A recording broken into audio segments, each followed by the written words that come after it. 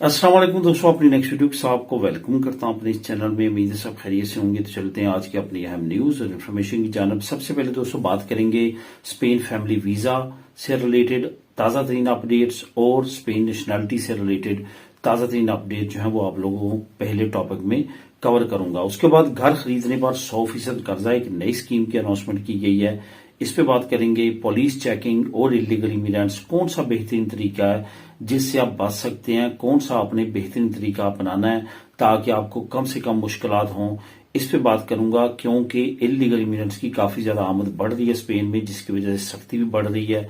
अगर आप चेक होते हैं एज ए इलीगल इमिग्रेंट तो कौन सा तरीकाकार है जो आपने अपनाना है ताकि आपकी बचत हो सके ज्यादा से ज्यादा, इस पे बात करेंगे। और आखिर में बात करूंगा कि अगर आप पारो इकट्ठी लेके कारोबार करना चाहते हैं तो कौन सा तरीकाकार है, किस तरह से आप इस फार्मूले को इस्तेमाल करते हुए जो है इकट्ठी पारो ले सकते हैं, कितनी मिलेगी, किस तरह आप कारोबार अप्लाई कर सकते हैं, कितना अरसा चलाना जरूरी है, इस पे बात करेंगे वीडियो के आखिर में। तो दोस्तों वीडियो की डिटेल्स की तरफ जाने से पहले आपको बताता चलूं कि आज आप लोगों के साथ लिंक कौन सा मैं शेयर करूंगा। नीचे आपको लिंक नंबर 1 मिल जाएगा, घर खरीदने पे जो 100% कर्जा है उसका लिंक मिल जाएगा। आप उसको खुद भी क्लिक करके रीड कर सकेंगे। इसके साथ साथ तमाम दोस्तों से गुजारिश है जो इस चैनल पे नए हैं कि लाजमी तौर पे चैनल को सब्सक्राइब करें ताकि मजीद ऐसी आने वाली वीडियोस बार वक्त उन तक पहुंच सकें। तो दोस्तों बात करते हैं स्पेन फैमिली वीजा और स्पेन नेशनैलिटी के प्रोसेस की ताजा तरीन अपडेट्स पे। तो दोस्तों जैसे कि आप जानते हैं कि स्पेन फैमिली वीजा जो है वो हमारी हमेशा से गैर मुल्कियों की सबसे बड़ी जो है वो डिमांड रही है कि इसको इजी से इजी किया जाए। लेकिन मसला क्या है कि हमारे ही भाइयों में से कुछ लोग ऐसे होते हैं जो लालच में आके और अपनी जो उनकी आदत होती है एजेंटबाजी की, उसमें आगे कुछ ऐसी एक्टिविटीज कर बैठते हैं जिसकी वजह से उसका जो खमियाजा है वो तमाम लोगों को भुगतना पड़ता है। अगर आप यही देखेंगे स्पेन फैमिली वीजा जो है वो आज से चंद साल पहले उसका क्या प्रोसेस था और अब क्या प्रोसेस है, तकरीबन डबल प्रोसेस जो है वो मुश्किल हो चुका है। लेकिन इस मुश्किल प्रोसेस का मतलब हरगज ये नहीं है कि जो जेन्युइन फैमिलीज हैं उनके लिए क्यों मसला है। उनके लिए कोई मसला नहीं है, सिर्फ और सिर्फ क्या है कि थोड़ा सा टाइम पीरियड जो है अब ज्यादा रिक्वायर्ड होना शुरू हो चुका है। जो फैमिली वीजा पहले 1 साल में लग जाता था अब तकरीबन 1.5 साल में लगना शुरू हो चुका है, क्योंकि बीच में डीएनए टेस्ट आ गया, ट्रेवल हिस्ट्री मांगना शुरू कर दी है। इसके साथ साथ कुछ और एक्टिविटी जो है वो भी आपसे मांग सकते हैं, तो जिसकी वजह से थोड़ा सा टाइम रिक्वायर्ड ज्यादा हो चुका है। अदरवाइज ये याद रखें, अगर आपका सब कुछ ओके है, सब कुछ करेक्ट है तो बिल्कुल भी परेशानी की बात नहीं है। आपका वीजा लाजमी तौर पर लगेगा और किसी कानून के मुताबिक भी आपको नहीं रोका जा सकता। सिर्फ आपने जो जरूरी चीजें हैं वो कंप्लीट करनी है, उनका ख्याल रखना है, तो इंशाल्लाह ताला कोई भी मसला जो है वो नहीं है। अब यहां पे बात करते हैं कि ताजा तरीन क्या है। ताजा तरीन ये है कि इस वक्त सबसे अच्छी खबर तो यह है कि अभी हालात मामूल पे आना शुरू हो चुके हैं इंडिया और पाकिस्तान के। एक बहुत बड़ा डर और खौफ ये था कि अगर जंग तवील होती है तो ये जो गैर मुल्की इन्वेस्टर्स, गैर मुल्की जो सफारतकार हैं पाकिस्तान में वो निकल जाएंगे वहां से, और ये जो वीजा प्रोसेस हैं या तो बहुत ज्यादा लेंथी लंबे हो जाएंगे या रुक जाएंगे। तो ये तमाम सिचुएशन में काफी ज्यादा जो है सिचुएशन जो थी वो खराब होती नजर आ रही थी। लेकिन अल्हम्दुलिल्लाह ये सिचुएशन जो है वो दोबारा से बेहतर होना शुरू हो चुकी है। जंग बंदी जो है वो काफी ज्यादा उससे में फर्क पड़ा है और जिसकी वजह से वीजा प्रोसेस जो है वो दोबारा मामूल की तरफ चला जाएगा। तो यहां पे मैं ओवरऑल आपको थोड़ा सा टाइम पीरियड बताता चलूं, क्योंकि सबसे ज्यादा कमेंट इस पे आते हैं। ये याद रखें कि जो सिर्फ अपनी वाइफ को बुलाते हैं उनका 1 साल से भी कम पीरियड में वीजा लग जाता है। 8 महीने, 9 महीने, 10 महीने, 11 महीने, इस तरह टाइम पीरियड लग रहा है, इससे ज्यादा नहीं लग रहा। अगर उनके केस में सब कुछ ओके है, कोई उनसे डॉक्यूमेंट रिक्वायर्ड नहीं किया गया, तो मैं तब कह रहा हूं। ऐसा नहीं है कि आपके केस में कोई मसला निकल आया तो फिर आपसे वो की लेटर लिख के आपसे कुछ मांग रहे हैं, तो इसका मतलब आपका मजीद 2, 3, 4 महीने मजीद लग सकते हैं, तो वो आपने ऐड कर लेने हैं। ये मैं तब कह रहा हूं जब सब कुछ स्मूथली चल रहा है।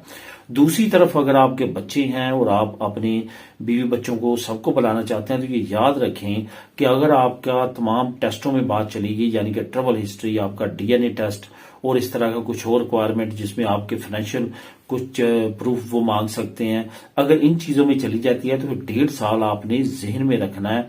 अगर स्मूथली सब कुछ चलता रहा, यानी कि अगर आपसे कोई और चीज ना मांगी, तो ये तमाम चीजें फिर उसके मुताबिक चलेंगी, उसके मुताबिक ही आपका टाइम पीरियड रिक्वायर्ड होगा। ये आपने बात जहन में रखनी है। जहां तक बात है स्पेन नेशनलिटी का प्रोसेस, स्पेन नेशनलिटी का प्रोसेस जो है वो तकरीबन 1.5 साल तकरीबन लग रहा है तमाम प्रोसेस होने में।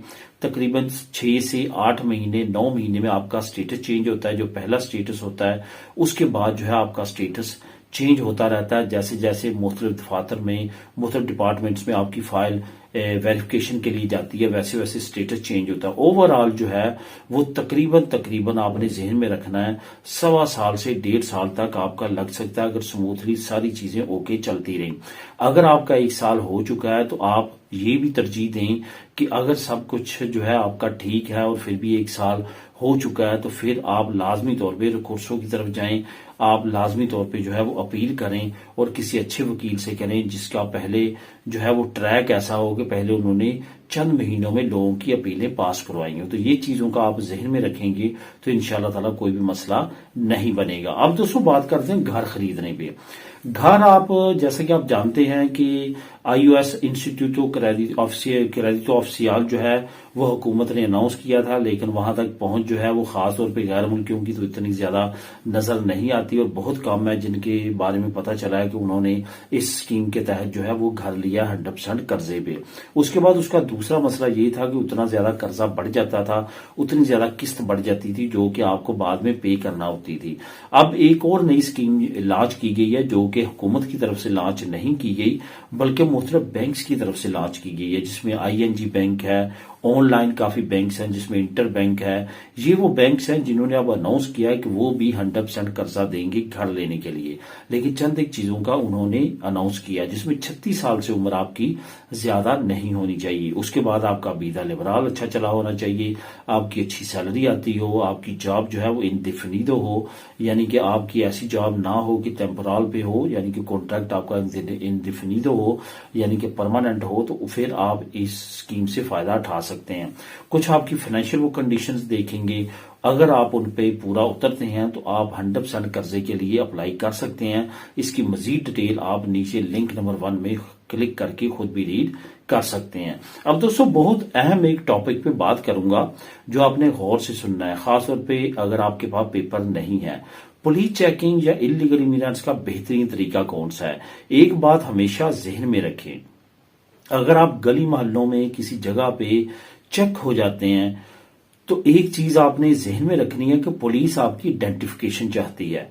पुलिस चाहती है आप कौन हैं, कहां रहते हैं, कहां से आए हैं, आपकी नेशनलिटी क्या है।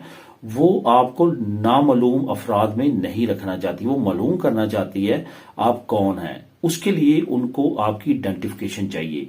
एक चीज याद रखें, हमेशा अपनी जेब में जहां पे आपने पदरोनम तो की है उसका ओखा अपनी जेब में रखें। उससे बड़ा ऑफिशियल पेपर बगैर पेपर वालों के लिए और कोई नहीं होता। उनको पता चल जाता है आपकी आइडेंटिफिकेशन का, आप कहां पे रहते हैं, वो तमाम वेरीफाई कर लेते हैं चीजें और आप पे कोई मसला नहीं होता। जो लोग कहते हैं मेरे पास कोई डॉक्यूमेंट ही नहीं है, पदरोन भी नहीं है, पासपोर्ट भी नहीं है, उनकी ID कार्ड भी नहीं है, उनके लिए वो क्या करते हैं कि उनको साथ पुलिस स्टेशन ले जाते हैं, उनके फिंगर लेते हैं, जिसको उर्फे आम में 72 कहते हैं, वो लगाते हैं और उसके बाद उनको जुर्माना करते हैं। बहुत ज्यादा चांस होता है अगर आपके पास पदरोन हो, आपके पास जेब में की ID हो, वो आपको बगैर जुर्माना किए, बेशक आपके पास पेपर नहीं है, छोड़ देते हैं।